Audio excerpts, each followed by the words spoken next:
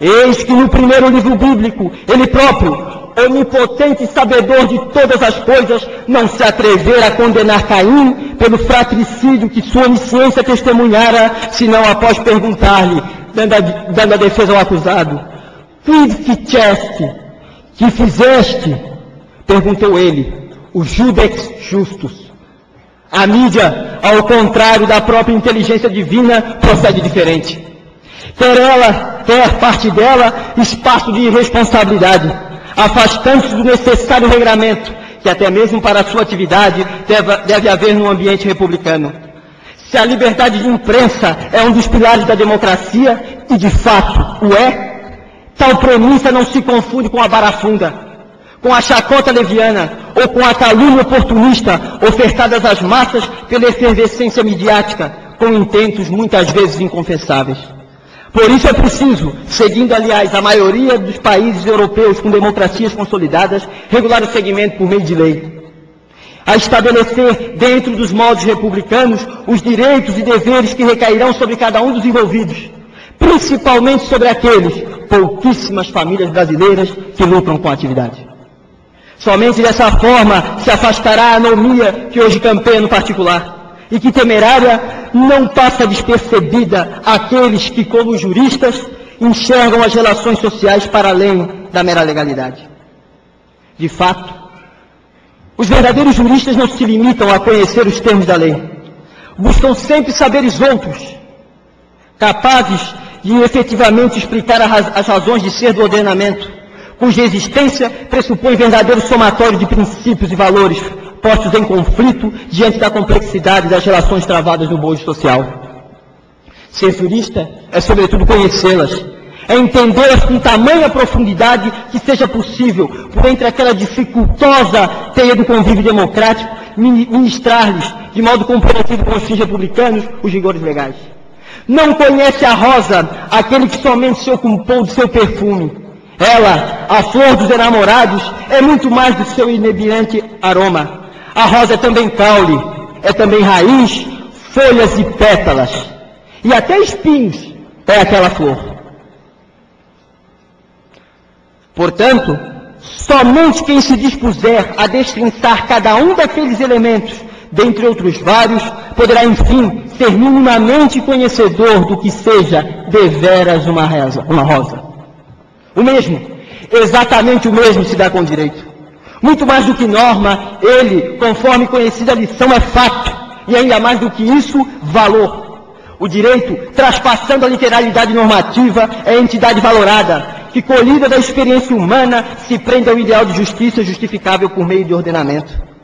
Fora disso, campeia a mesquinha e tacanha concepção técnico-burocrática, tão em moda hoje em dia, do direito, que reducionista já não dá conta de acompanhar o frenético ritmo de transformações vivenciadas na atual quadra.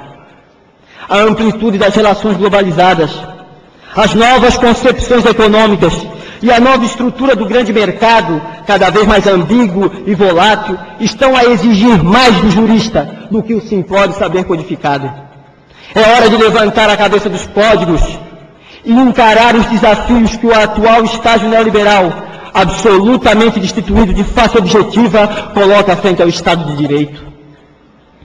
A globalização, como até agora tem sido talhada, tem se revelado não como instrumento de emancipação do homem. Antes, tem fomentado o aprofundamento do fosso que separa as nações ricas das pobres. Tem aquilatado as severas disparidades de distribuição de renda entre os miseráveis e os abastados, colaborando assim para a depreciação do homem enquanto fim em si mesmo. Diante desse fenômeno econômico-social de proporções jamais conhecidas, é preciso... Desculpa.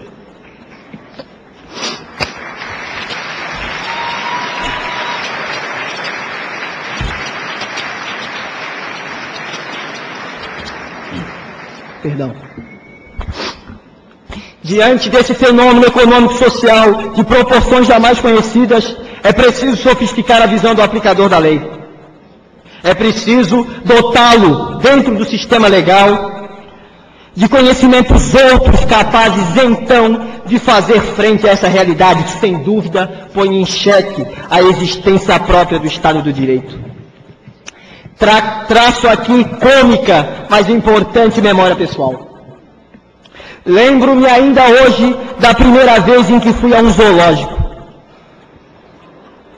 Lembro-me da euforia e do entusiasmo que aquele passeio causara à minha incipiente existência. É que, ainda desconhecedor da imensa fauna brasileira, estava eu, naquela tenra idade, acostumado aos animais de fácil trato doméstico, que o mundo da infância, através dos livros e dos desenhos animados, oferecia aos infantes. Qual foi a minha aflição, qual foi o meu desespero, quando na primeira raia deparei com um avestruz.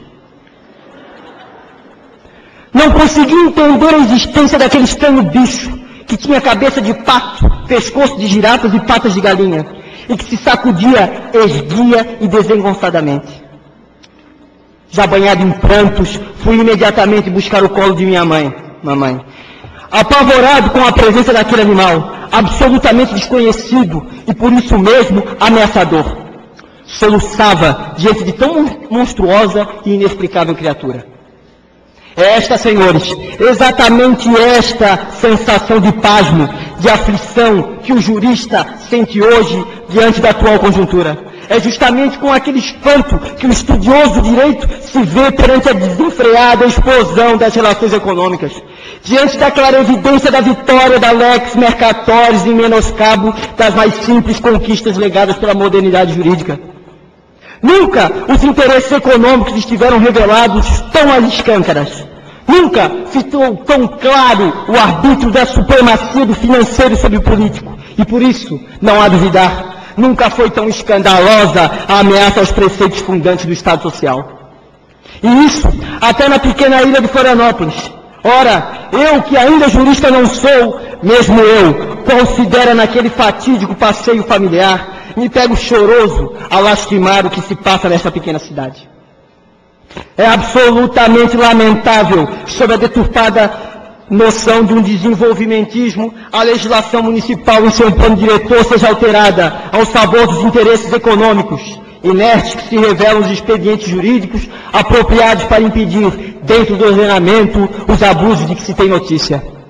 Dunas que se transformam em requintados campos de golfe, mangues dos quais brotam luxuosas salas de cinemas, praias que dão lugar a boates e bares, restingas que são transformadas em grandes empreendimentos imobiliários. Eis a razão por que eu, homem, precisa hoje me laurear nessa academia, desgraçadamente rememoro aquela cena de minha infância. Esses os motivos por que, diante desse vultuoso assombro inesperado, como se dera com a avestruz anos atrás, logo eu que fui educado para não chorar, caio em lágrimas diante da força da especulação imobiliária hoje reinante em terras florianópolitanas.